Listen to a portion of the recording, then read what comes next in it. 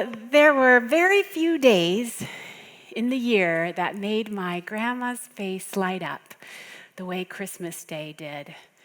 She prepared for days and weeks and months. She was someone who was always thinking ahead towards her very favorite day. And she was not someone who I just saw a couple times a year. She was someone I lived with for a portion of my life. And for other days, in and out of different seasons, I saw her for part of every day. She was truly a second parent to me. And when our family encountered crises and breaks in relationship, she was truly one of the adults that helped to make sure I was safe and out of harm's way. And there was one other thing that made my grandma's face light up. I knew without a shadow of a doubt, if I walked into the room, her eyes and her face were lit. She deeply loved me. I was hers.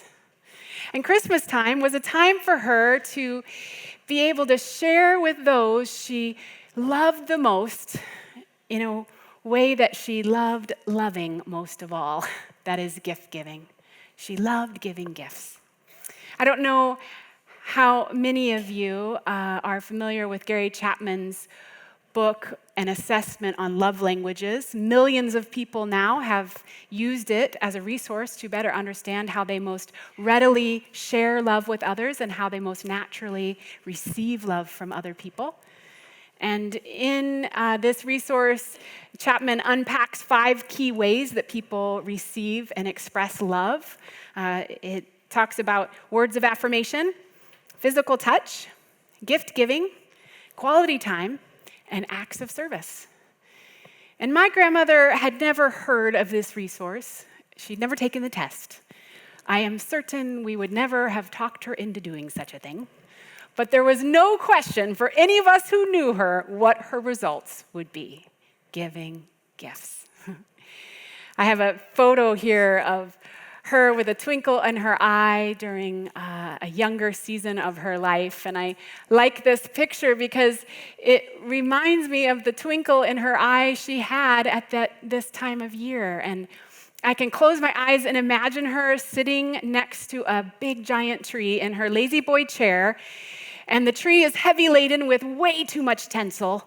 And she is making sounds of just kind of exhaustion. She's been working and preparing so much. But that twinkle of her eye still remained. We discovered over time that she was someone who always had boxes of jewelry tucked in dresser drawers. She always had sweaters and toys and dolls hidden in nooks and crannies of her storage spaces in her home. Friends, she was preparing all year long for her favorite day. And Christmas was a time for presents to be bursting out in anticipation of the joy she was going to give. But to be sure, gift giving was everything to her because it was also a time for her to receive. Every time someone opened one of her gifts, she received so much. And I remember the time that my twin sister and I hit the jackpot. Let me explain. We had decided that we were going to figure out where Grandma had hidden our presents for us that year, and we were sneaking, looking all around our grandparents' home, and we found the closet that had all of our gifts.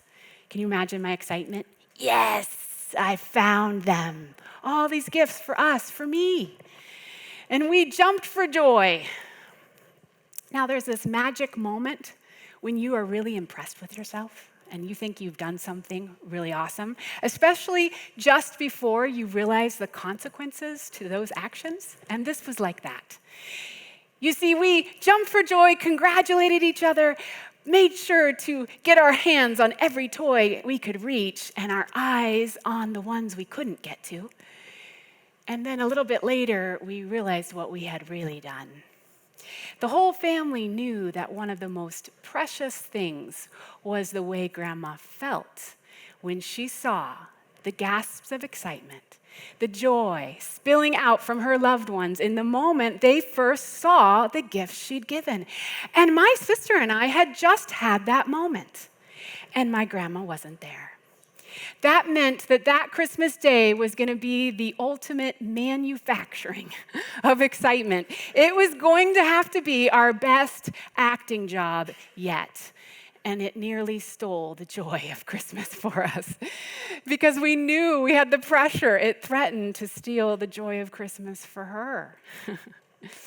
Well, we are talking this time of year through a 10th sermon series on preparing him room. And at this time of year, we spend time thinking about what it means to experience the gift of Jesus' presence, to receive that gift in a fresh new way during Advent season. And we prepare him room as we receive the good news of his coming. But we might make the mistake of thinking that pressure is on us to conjure up, to manufacture the excitement. I don't know about you, but Advent season can be a time where we feel a lot of pressure to feel joy. And maybe you find yourself thinking, well, if I had been there the first time, if I had encountered Christ and could put my hands on him, my eyes on him, been in his presence in the flesh, then nothing could steal my joy. Then when we sing songs this time of year, it would burst out from us in the most authentic way. So we could sing words like, joy to the world, the Lord is come. Let earth receive her King. Let every heart prepare him room. Prepare him room with joy. That's real. But friends, I need to tell you that when we see those who walked with Jesus, as he was coming, they too had thieves of joy that threatened to take away the joy of Jesus. I'm going to have us turn to a very unlikely Advent passage. I'm going to have us turn to the story of Martha and Mary in Luke chapter 10, verse 38 through 42, because I believe it has a lot to teach us this season. I want to ask you to put on your detective ears and eyes to discover what some of the thieves of joy may have been. Let's read together. As Jesus and the disciples continued on their way to Jerusalem, they came to a certain village where a woman named Martha welcomed him into her home. Her sister Mary sat at the Lord's feet listening to what he taught, but Martha was distracted by the big dinner she was preparing. She came to Jesus and said, "Lord, doesn't it seem unfair to you that my sister just sits here while I do all the work? Tell her to come and help me." But the Lord said to her, "My dear Martha, you are worried and upset over all these details. There is only one thing worth being concerned about. Mary has discovered it, and it will not be taken from her." I believe we too can encounter at this time of year the pressure to be distracted, to be busy, like Martha in this passage. But I think when we look at the first part of this story, don't we see Martha showing up to Jesus, welcoming him into her home? And make no mistake about it, Jesus was very dear to this family. We read in John chapter 11 that when Martha and Mary's brother Lazarus fell ill and passed away, who do they look for? They look for Jesus. In their grief and despair, they know they need Christ's healing presence and touch. And they go searching for him, calling out to have him come to bring his healing. And we even read in John chapter 11 that Jesus sheds tears. You see, this family was dear to Jesus as well. And so in the beginning of Luke chapter 10, we see that Martha is offering warm welcome, hospitality. She's doing all the things that the cultural expectations would require of her. It looks like they're off to a good start. And as I've been praying about us this season, I think we often want to start the season well. We want to prepare. We want to welcome the joy of Jesus into the season of Advent. We too can start with good things, guests arriving, gifts given, preparations made, but there can be a turn for us, just as there was for Martha. I wonder, when we see Martha is distracted and busy and overworked and overwhelmed, do you relate to her?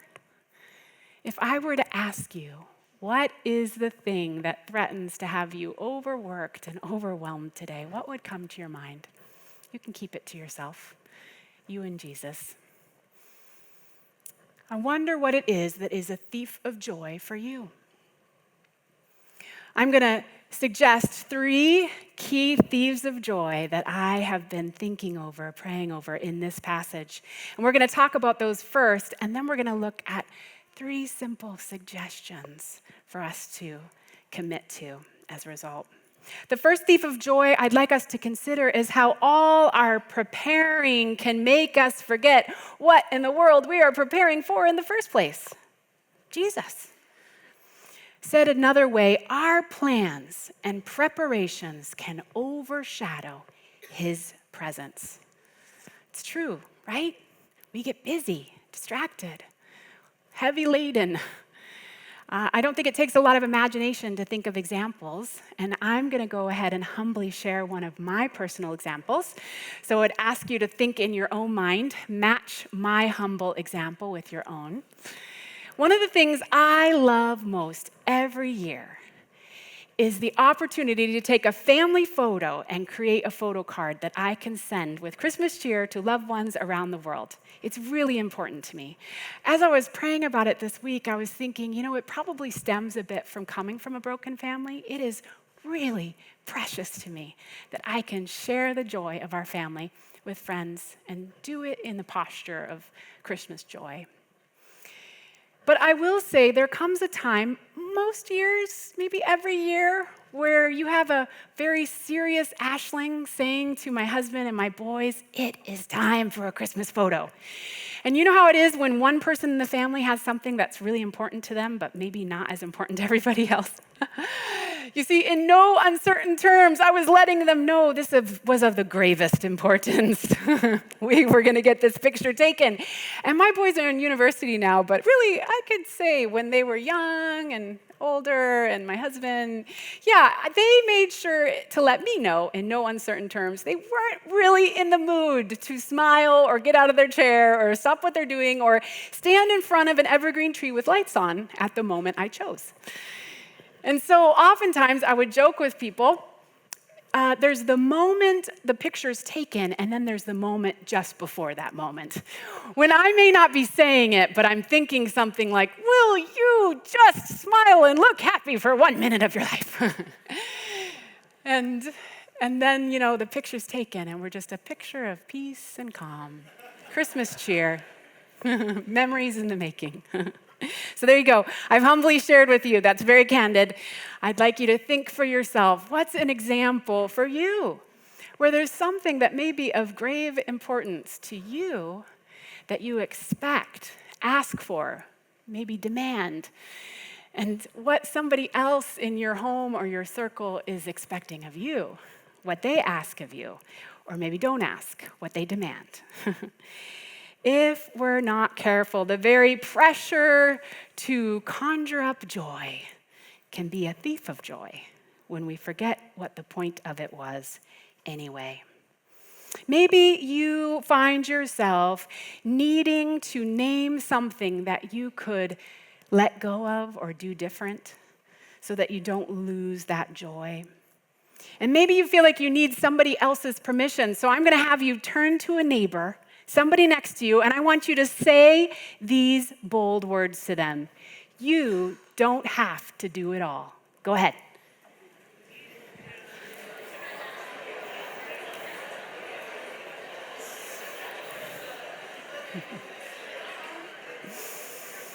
You don't have to do it all.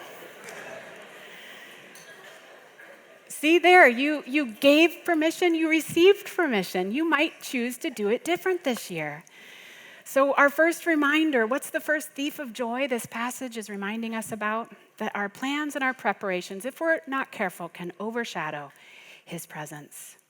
The second thief of joy I want us to consider today is when all our comparing can make us forget who in the world we're meant to make space for Jesus with, usually someone different than us.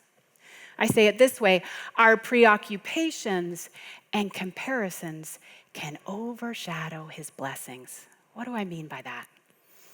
You see, our over-critique of others this time of year can get us feeling stuck and resentful. Do you know what I'm talking about?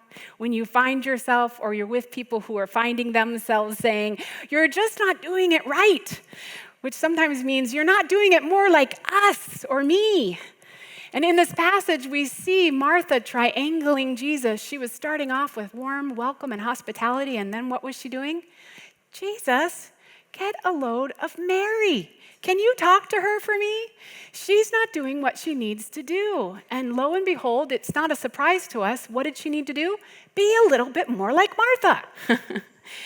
And sometimes I wonder if this might be a little bit like somebody with the gift of acts of service, looking around at other people who aren't living and loving the way they do.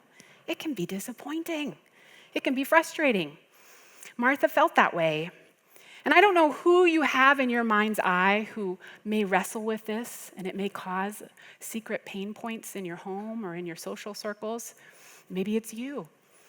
And I think we unnecessarily can actually have a vision sometimes of a woman in the kitchen working hard to carry the weight of a festive meal, but it's not gender specific. It's different for all of us. Full confession, in my home, I love to bake. Baking for people all the time, something I love doing. Many people have received baking from me. But cooking for festive meals or the dinner hour is usually a time you'll see my husband enjoying his passion for cooking. And so when a festive meal rolls around for our family or extended family, if there's a Martha in our home, it is not me. And to express this, I'll share a little funny story. One year when my boys were quite young, my husband had gone to the States to work on his doctoral studies. And sometimes as a parent, you experiment with saying things to your kids. Much of parenting is just experimenting. And I remember sitting with my boys at the kitchen table that year, looking at their little faces, their big eyes. And I just played with saying something like this, it's just you and me. Dad's not here, and you guys could help be the men of the house while he's gone. You could pitch in and help. And I just remember watching them kind of thoughtfully process that. I think it was my younger son who just looked at me with his big eyes and he said, "You mean like I could cook all the food?" To which I kind of remember cocking my head and looking at him with a smirk on my face and saying, yeah, that's what I meant by being the men of the house, yes. So it's different depending on who does what in your family, who makes it all happen. It can look a lot of different ways. But I believe Jesus is reminding Martha and reminding you and me today to let other people's journey be their own. A lot of times in our systems, our families, there can be these disappointments, these hurts, because someone else isn't coming up to love and serve the way we do. And it can be kind of private. We don't always have places where we share that there are gaps between the holiday love we are sharing, the holiday love we expect to receive, and the gap between the two. It can create hurt, no matter which side of that gap you're standing on. I believe Jesus is reminding Martha that she can live a different way in his presence, a way that celebrates the different way that Mary is showing up. This could change our perspective if we do this Advent season this way. Jesus seems to be telling Martha that what Mary is bringing in her adoration at Jesus' feet matters so much more than Martha seems to know or be giving Mary credit for. Theodore Roosevelt called comparison the thief of joy. And I was reading a Psychology Today article that says that social comparison can motivate people to improve, but it can also promote judgmental, biased, and overly competitive or superior attitudes. Ouch. It goes on to say, most people have the social skills and impulse control to keep their standards for social comparison to themselves and not act on envy or resentment. But it goes on to say, but their true feelings may manifest in other ways. Do you know what that looks like? Have you lived that?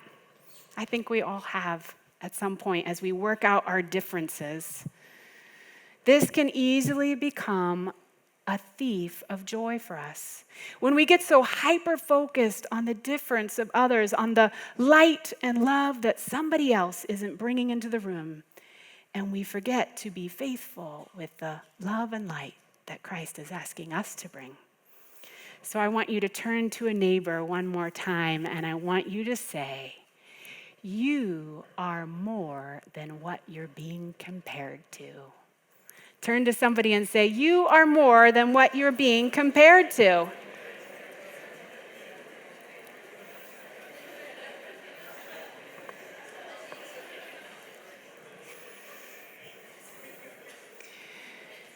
So our preoccupations, our comparisons, it can become something that steals the blessings that God's got for us. And recognizing that, asking for help with that, it can change the way we prepare for Jesus. The third thief of joy I want us to reflect on today is related to our endless doing this season that is not our ultimate identity. We are loved human beings amidst all our doings. I wrote it this way, our priorities and our roles are secondary to our identity as a loved child of God. Whew, that's good news. That means that the pressure we put on ourselves to do something or be something, friends, it's secondary to how deeply we are loved by God. Our identity is never centered in what we do. It is always starting with what Christ has done and is doing and will do in us because of his love. And we get to be a people that remind one another of this truth.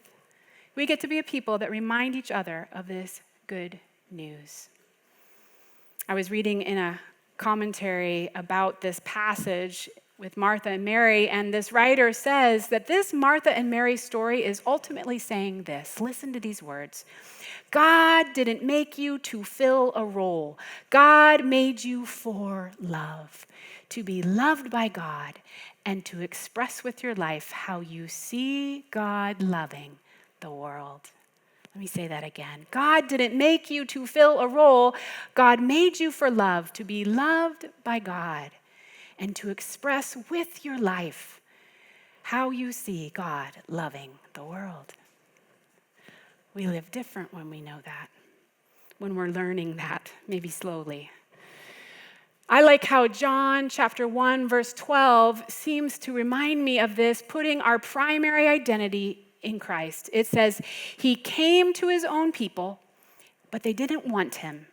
But whoever did want him, who believed he was who he claimed and would do what he said, he made to be their true selves, their child of God selves. When you find out what it means to be a child of God's self, it makes us show up to other people and the things we do entirely different. I'm going to ask you one last time to participate by turning to a neighbor, and I just want you to say these simple words. You are deeply loved. Say that. You are deeply loved.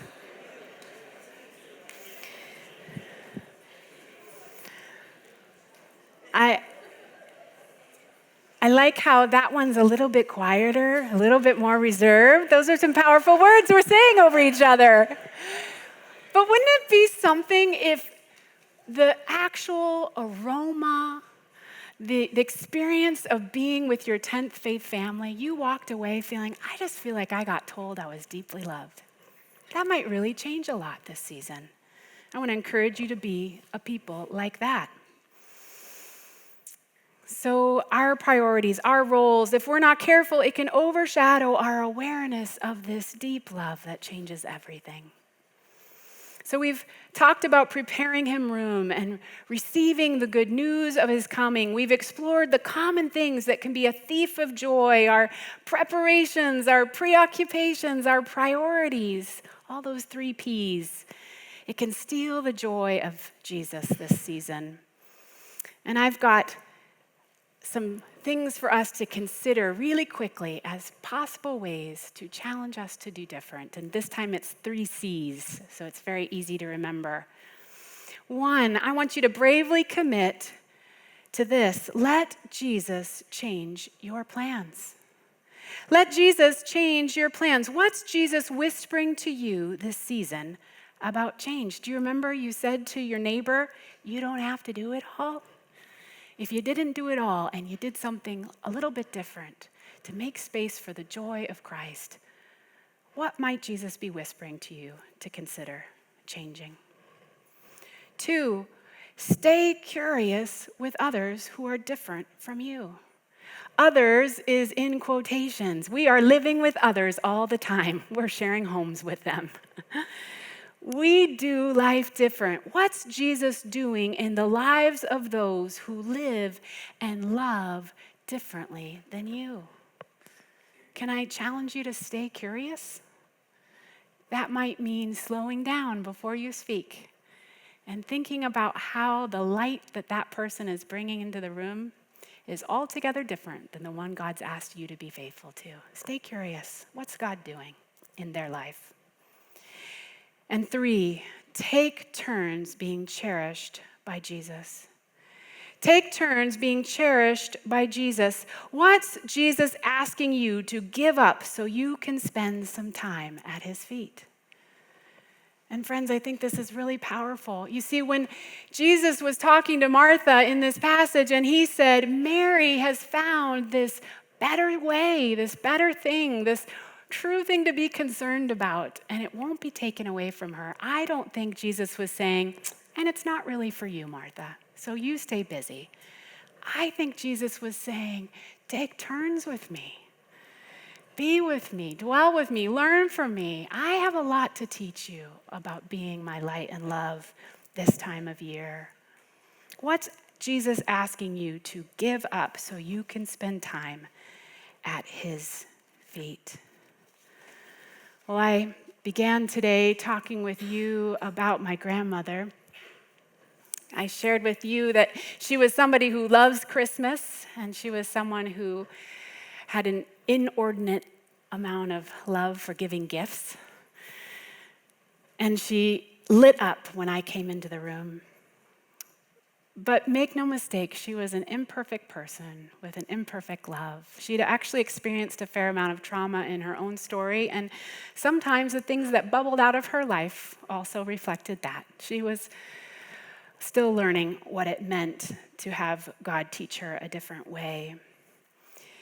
And over these last 13 weeks, I've really been honored to be a part of our grief share group here at 10th. There's been many of us who have been journeying together and reflecting on what it means this time of year to experience the loss of a loved one. We have grieved together very bravely the loss of life in this very church, and we have grieved together very bravely what it means to honor those who've gone and to cherish them.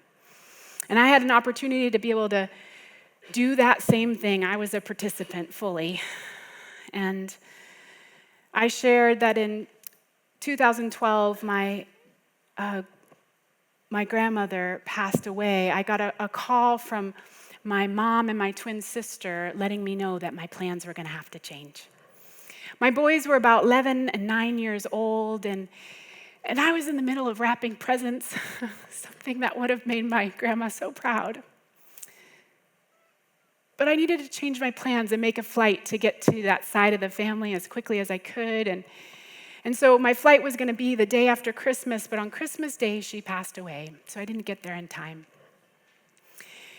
And I think a lot of times when people hear me share that story, they feel sad for me because they feel like, oh, your Christmas joy must have been overshadowed by this loss of life. But I actually feel just the opposite. I remember thinking that only somebody who didn't know how stubborn and strong-willed my grandma was would think that, because it was really, like she had said with her death, that there was no other day that she wanted to make sure everybody was remembering her but her favorite day, on Christmas Day.